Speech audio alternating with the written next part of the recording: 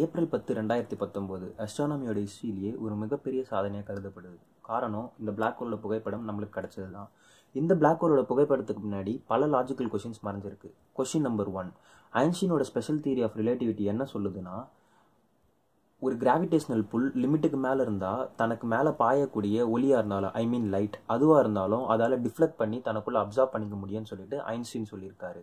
எதை நம்ம பார்க்கணுன்னாலும் முதல் தேவைப்படுறது ஒளி தான். அந்த ஒளி அந்த ஆப்ஜெக்ட் மேலே பட்டுட்டு திரும்பி நம்ம கண்ணுக்கு வந்தால் தான் அதை நம்மளால் பார்க்க முடியும். ஸோ அப்படிப்பட்ட ஒளியே அந்த பிளாக் ஹோல் இருக்க கிராவிட்டி புல் வந்து அப்சார்ப் பண்ணிக்கும். ஸோ அந்த பிளாக் ஹோலை நம்மளால் எப்படி கண்ணால் பார்க்க முடியும்? கொஷின் நம்பர் 2, பூமியிலேருந்து ஒரு ஆப்ஜெக்டை ஸ்பேஸில் பார்க்கணுன்னா அந்த ஆப்ஜெக்ட் ஸ்பேஸில் எவ்வளோ சின்னதாக இருக்கோ பூமியில் அதை விட பல மடங்கு பெரிய டெலஸ்கோப் நம்மளுக்கு தேவைப்படுது. இந்த பிளாக் ஹோல் இருக்கிறது பூமியிலேருந்து 55 மில்லியன் லைட் இயர்ஸை தாண்டி.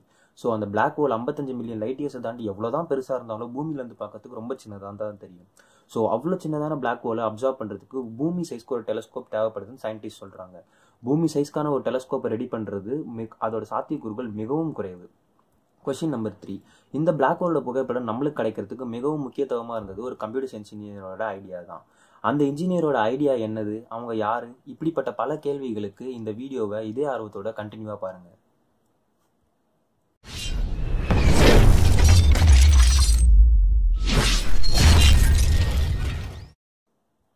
இந்த கேள்விக்கான பதிலை தெரிஞ்சுக்கிறதுக்கு முன்னாடி இந்த பிளாக் ஹோலை பற்றியான ஒரு சின்ன டிஸ்கிரிப்ஷன். நம்ம சோலார் சிஸ்டம் இருக்க மாதிரியே பல கேலக்சிகள் இந்த யூனிவர்ஸில் இருக்குது. அப்படிப்பட்ட ஒரு கேலக்சியோட பேர் தான் மிசைர் 87, M87, இதை ஷார்ட்டாக சொல்கிறாங்க. பூமியிலிருந்து சுமார் 55 மில்லியன் லைட் இயர்ஸை தாண்டி இந்த M87ன்ற கேலக்சி இருக்குது. அதோட சென்டரில் தான் நம்மளுக்கு கிடைச்ச இந்த புகைப்படத்தோட பிளாக் ஹோல் லொக்கேட் ஆகிருக்கு. இந்த பிளாக் ஹோலோட சைஸ் கம்பேர் பண்ணி நம்ம சொல்லணும்னா சூரியனோட சுமார் 750 கோடி மடங்கு பெரியதானது இந்த பிளாக் ஹோல்.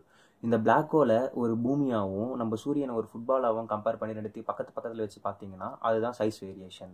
ஸோ இந்த பிளாக் ஹோல் அவ்வளோ பெருசு. இந்த பிளாக் ஹோல் நம்ம சோலார் சிஸ்டத்தில் இருந்ததுன்னா நம்ம சோலார் சிஸ்டம் மட்டும் இல்லாமல் இந்த கேலக்சியில் இருக்க பல சிஸ்டத்தையும் இதால் அப்சர்வ் பண்ணிக்கக்கூடியதான கிராவிடேஷனல் புல் இந்த பிளாக் ஹோல் கிட்ட இருக்குது. அடுத்து நம்ம கேள்விக்கு போகலாம்.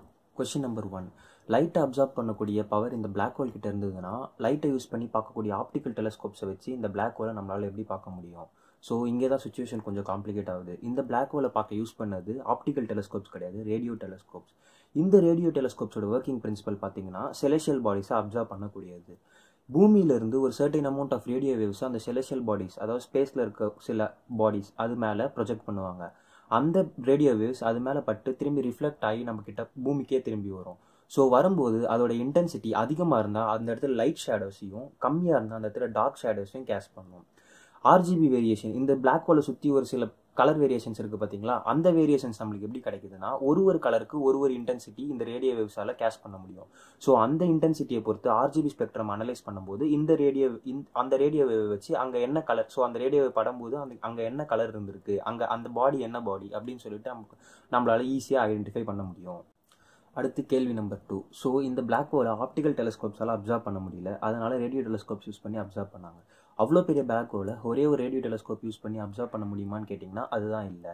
உலகத்தில் 8 வெவ்வேறு இடங்களில் 8 வெவ்வேறு ரேடியோ டெலஸ்கோப்ஸ் இந்த பிளாக் ஹோலை அப்சர்வ் பண்ணிட்டு இருந்தது. அது எப்படின்னு கேட்டிங்கன்னா இந்த பிளாக் ஹோலை பல ஆயிரம் செக்மெண்ட்ஸாக பிரிச்சுட்டாங்க. அந்த ஒரு செக்மெண்ட்டையும் ஒரு டெலஸ்கோப்பை அப்சர்வ் பண்ண வச்சாங்க. இந்த ரேடியோ டெலஸ்கோப்ஸ் இந்த செக்மெண்ட்ஸை பிக்சல் பை பிக்சல் அனலைஸ் பண்ணிச்சு. இந்த ரேடியோ டெலஸ்கோப்ஸ் அனலைஸ் பண்ணும்போது கிடைக்கக்கூடிய டேட்டாவை ஸ்டோர் பண்ணும்போது தான் சயின்டிஸ்ட்க்கு இன்னும் சிக்கல் ஏற்பட்டது தெரிய வந்தது. ஒரு ரேடியோ டெலஸ்கோப்ஸ்லேருந்தும் பல ஆயிரம் பெட்டாபைட்ஸ் ஆஃப் ஸ்டோர் டேட்டாஸ் கிடைச்சிது. 1024 ஜிகாபைட், அதாவது ஜிபி தான் ஒரு டெராபைட், 1024 டெராபைட் தான் ஒரு பெட்டாபைட். ஸோ ஒரு ரேடியோ டெலஸ்கோப்லேருந்தே பல ஆயிரம் பெட்டாபைட்ஸ் வந்ததுன்னா 8 ரேடியோ டெலஸ்கோப்ஸ்லேருந்து பல லட்சக்கணக்கான பெட்டாபைட்ஸ் ஆஃப் டேட்டாஸ் நம்மளுக்கு கிடைச்சிது. இந்த டேட்டாஸை ட்ரான்ஸ்ஃபர் பண்ணுறதுக்கு இன்டர்நெட்டில் இந்த கால வரையும் வசதி கிடையாது. ஸோ இந்த பெட்டாபைட்ஸ் ஆஃப் ஸ்டோரேஜ் டேட்டாஸ் எல்லாம் என்ன பண்ணாங்கன்னா ஒரு ஃபிசிக்கல் ஹார்ட் டிரைவில் அடைச்சிட்டு ரேடியோ டெலஸ்கோப் லெபார்ட்டரிக்கு அனுப்புனாங்க. இந்த டேட்டாஸ்லாம் இன்டர்ப்ட் பண்ணி ஒரு இமேஜை கொண்டு வரதுக்கே 2 வருஷம் ஆயிடுச்சு. இந்த ரிசர்ச் நடந்தது ஏப்ரல் 2017. ஸோ 2 வருஷம் கழிச்சு ஏப்ரல் 2019 தான் நம்மளுக்கு பிளாக் ஹோலோட முதல் ஃபோட்டோ கிடைக்க வந்தது. இந்த வெவ்வேறு ரேடியோ டெலஸ்கோப்ஸ்லேருந்து கிடைச்ச பல ஆயிரக்கணக்கான பெட்டாபைட்ஸ் ஆஃப் டேட்டாஸை ஒரு இமேஜஸாக மாற்றிட்டு இந்த குழந்தைங்க பிக்சர் பசிலை ஒரு பசிலாக சின்னதாக சேர்ப்பாங்க பார்த்தீங்களா, அந்த பசில் மாதிரி சேர்த்து கிடச்சது தான் இந்த பிளாக் ஹோலோட இமேஜ். அது எப்படின்னா அந்த பிக்சல் பை பிக்சல் அனலைஸ் பண்ணப்பட்ட ரேடியோ டெலஸ்கோப் டேட்டாஸை அட்வான்ஸ் அல்காரிதம்ஸ், கம்ப்யூட்டர் அல்காரிதம்ஸை வச்சு இந்த ரேடியோ வேவ்ஸ் இந்த இன்டென்சிட்டி கொண்ட ரேடியோ வேவ்ஸ் இந்த பிக்சர் தான் கேஷ் பண்ணும் அப்படின்னு சொல்லிட்டு இன்டரப்ட் பண்ணிவிட்டு இது ஒரு செக்மெண்ட்டு, இது ஒரு செக்மெண்ட்டு, இது ஒரு செக்மெண்ட்டுன்னு சொல்லிட்டு பிக்சலாக சேர்த்தப்பட்டதில் ஒரு சின்ன செக்மெண்ட்டாக மாற்றிட்டு அந்த செக்மெண்ட்லாம் ஒரு ஃபோட்டோவாக கன்ஸ்டியூட் பண்ணுறாங்க. ஸோ பல லட்சக்கணக்கான கோடிக்கணக்கான ஃபோட்டோஸை கன்ஸ்டியூட் பண்ணப்பட்ட இந்த பிக்சல் பை பிக்சலாக கிடைக்கப்பட்ட டேட்டாஸை ஒன்றா சேர்க்கும் போது தான் இந்த பிளாக் ஹோலோட ஃபோட்டோ நம்மளுக்கு கிடச்சிருக்கு. கொஷின் நம்பர் 3, அந்த கம்ப்யூட்டர் சயின்ஸ் இன்ஜினியர் பற்றி. கேட்டி பவுமேன் அவங்க எலக்ட்ரிக்கல் அண்ட் கம்ப்யூட்டர் சயின்ஸ் இன்ஜினியரிங்கில் ஒரு டாக்டரேட், அது மட்டும் இல்லாமல் ஃபீல்ட் ஆஃப் இமேஜிங்கில் ஒரு ப்ரொஃபஷனல் சயின்டிஸ்ட்டும் கூட. அவங்களோட பங்களிப்பு இந்த பிளாக் ஹோல் இமேஜுக்கு பின்னாடி என்னன்னு கேட்டிங்கன்னா, அவங்க தான் பிளாக் ஹோலை தனித்தனி செக்மெண்ட்ஸாக ரேடியோ டெலஸ்கோப்ஸ் மூலமாக அனலைஸ் பண்ணி அதை கடைசியாக சேர்த்தா நம்மளுக்கு ஒரு சக்ஸஸ்ஃபுல்லான பிளாக் ஹோல் இமேஜ் கிடைக்கும் அப்படின்னு சொன்னாங்க.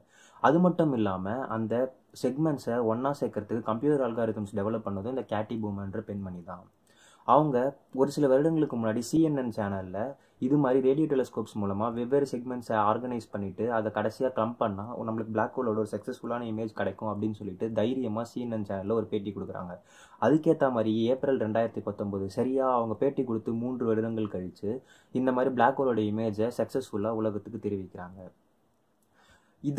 இந்த பேட்டிக்கு முன்னாடி பல சயின்டிஸ்ட் என்ன சொல்லிட்டு இருந்தாங்கன்னா, ஒரு குரூப் ஆஃப் சயின்டிஸ்ட் பிளாக் ஹோல்னு ஒன்று கிடையவே கிடையாது, அது ஒரு மித் அப்படின்னு சொல்லிட்டு இருந்தாங்க. இன்னொரு குரூப் ஆஃப் சயின்டிஸ்ட் என்ன சொல்கிறாங்கன்னா, பிளாக் ஹோல்னு ஒன்று இருந்தால் அதோட கிராவிடேஷனல் புல்லால் லைட் கூட எஸ்கேப் ஆக முடியாது, ஸோ அதை ஃபோட்டோ கண்டிப்பாக எடுக்க முடியாதுன்னு சொல்லியிருக்காங்க. ஆனால் இந்த பெண்மணி அவங்களோட ஐடியாவும் அவங்களோட திறமையும் யூஸ் பண்ணி சக்ஸஸ்ஃபுல்லாக பிளாக் ஹோலோட இமேஜை எடுத்து காமிச்சிருக்காங்க.